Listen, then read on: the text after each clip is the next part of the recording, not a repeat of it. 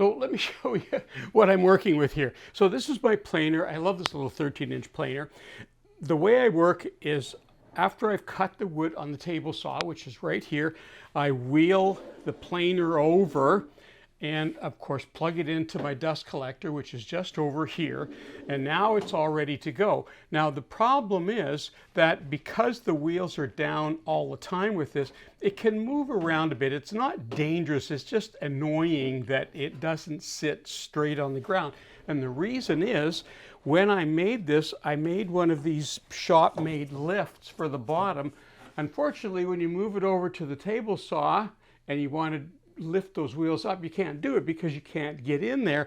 Plus, there's a whole bunch of empty space in here that I could store a little bit of wood or different things in here, which I can't use now because this mechanism is in the way. So what I want to do is to be able to move this over like this, lift it up, the wheels drop down or come up, whatever process I'm in doing. And when the wheels are up, it's locked in place. It's not going to move. When I want to move it, I just lift this side, that side, and now I can wheel it around and put it back in its space. So this is going to save me some time, save me some space, and a lot of aggravation.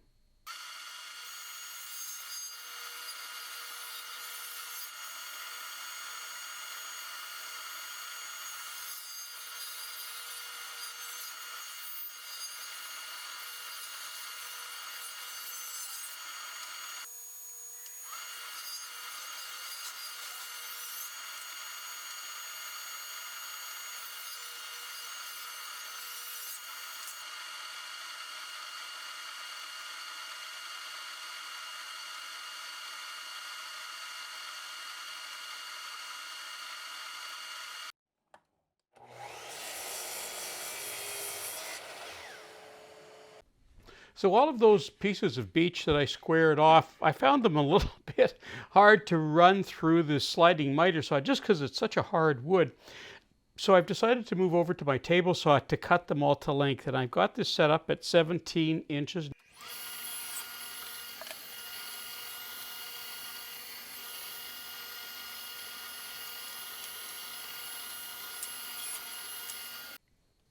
I'm going to get started now on laying out all of the dowel holes.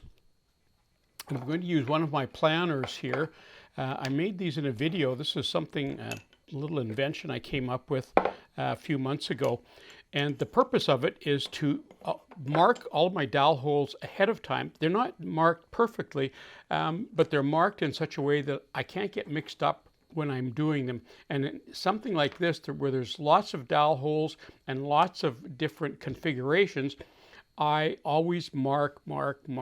So always the outside is marked as a face side. So there's two outsides, there and there and there and there. Now these are going to be the back of the legs. So outside down, outside down, and there's the two outsides there. These are the same thing, but now this is the front leg, so the outside is there and there and there. So eventually this will look like this.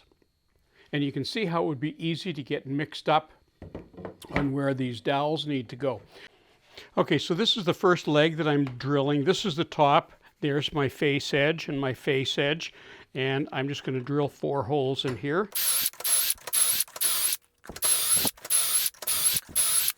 Okay, now I move that down and I put my marker in here. And I run that like that. Now I'm going to move this whole thing down into my clamp here. And this is going to be tedious doing this, so I'm only going to show you this one because the rest of them, it's going to take a while to sort of put each one of them in the clamp and do each one of them. So I'll just carry on with this, and when we come back, we should have all the holes drilled.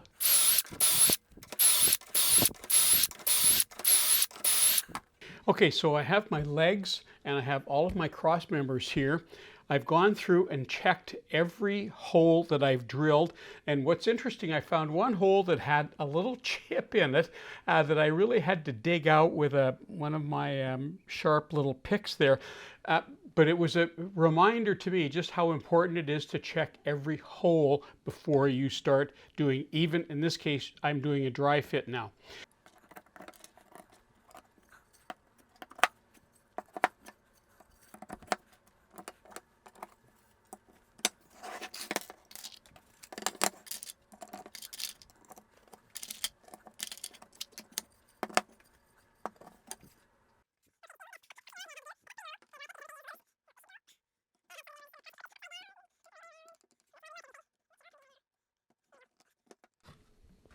And I had to put these bungee cords on here as well because it was falling apart on me. But if we flip that up, and that's what we're going to be looking at right there. That's a better view. You actually get to see everything. So everything looks nice and tight. Of course, it's a little bit, well, it's not, a little bit wobbly, but not very much. It's still pretty strong. All of the joints are nice, going to be nice and tight. And the thing I like about dowels is I can cut everything straight. So when you put it together, it just automatically aligns everything. So the next thing I need to do now is to pull it apart. I'm going to do some light sanding on it. I'm probably going to delay finishing on this, but I am going to sand it, and then I'll start doing the glue up. And I'm probably not going to show you much of the glue up because now that you've already seen what this is like, I might show you a few clips of some things that I do during the glue up, but I'm just going to go ahead and put it together, and then we'll start getting it ready to put the wheels on.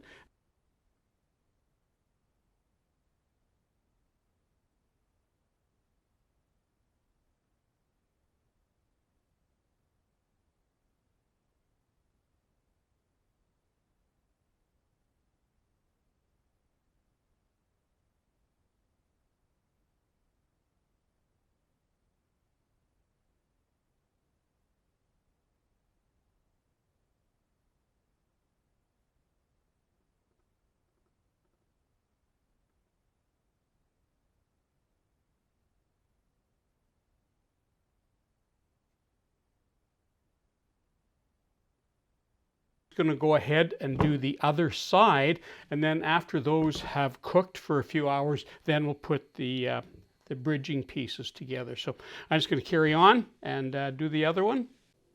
Okay, so let me take a moment and show you where I'm at right now. So of course, the carcass is done, glued together nice and hard.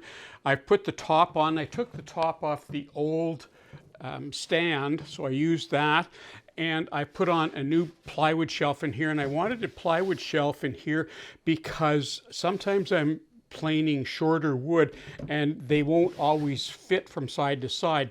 I've left the bottom part open because I can put longer boards down here, but I may end up putting a shelf down here later on. I've also installed I don't really need a big power bar down here, but I put this one on anyway because first of all, it has a switch. So it's nice to have that secondary switch on there.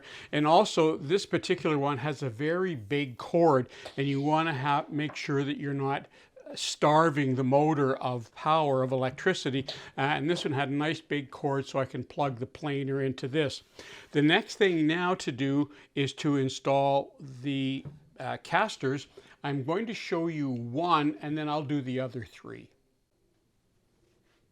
Okay, I've read the instructions, and what it says to do is to lightly clamp the wheel to the carcass. Now, obviously, because it's in the down position, the wheel is going to need to be in the down position. So you'll push it like that, and there's a little set screw in there that you can use to sort of lock that wheel down. And that wheel needs to be touching the floor. The next thing it says to do is to square this up, and I can see mine's a little out of square. And now I can tighten up that clamp, and I'm going to recheck it again. Okay, that's good.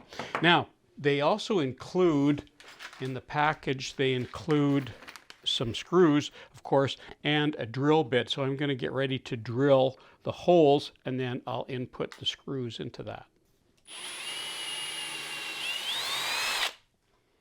Now, while that's being prepared, and they also, what I really like, they also include a long nut driver as well.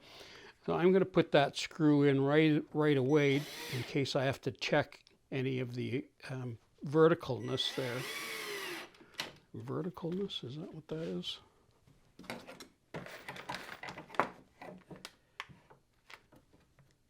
No, that's good.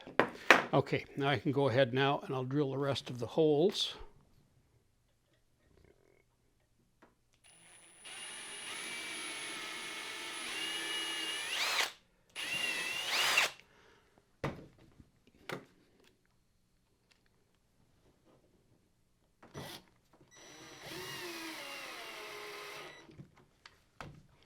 Okay, I can take the clamp off now.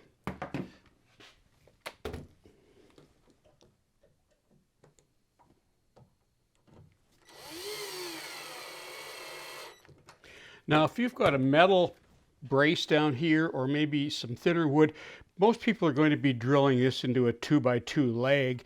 I just am using this because it's a hardwood, and I can just barely feel that the screws are just barely touching the outside, so I don't have to worry about that. Anyway, that should work. Now the next thing you could do, in theory, I'm going to do the other leg, but now you could undo that set screw and do some checking, but I'm going to leave that in right now, and I'm going to go ahead and do the other screws, and then we'll come back and we'll check. Okay, so all of these are done. Now I can, it says to remove these. I don't know, I think I will remove them altogether and see how it works. I'm just going to do this back side first of all, and I'm going to hang on to these in case I need them later on and label them in a bag. Okay, let's see if this works. Wow, look at that.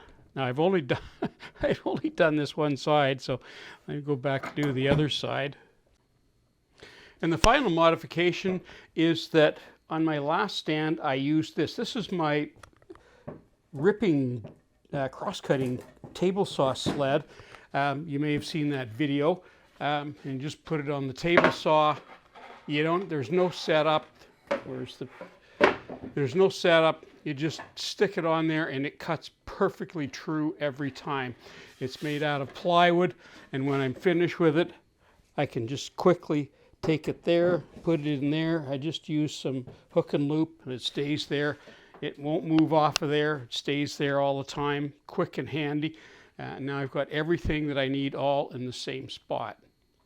Okay, let's give it a final try now and make sure that everything's working. I have my hose sort of lifted out of the way so you can see. So I'm going to lift these wheels up and lock them in place.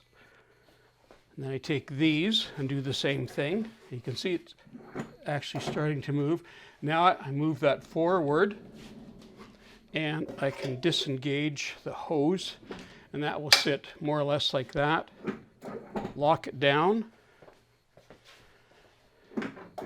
Lock it down, and now it's solid in place, and that's exactly what I wanted.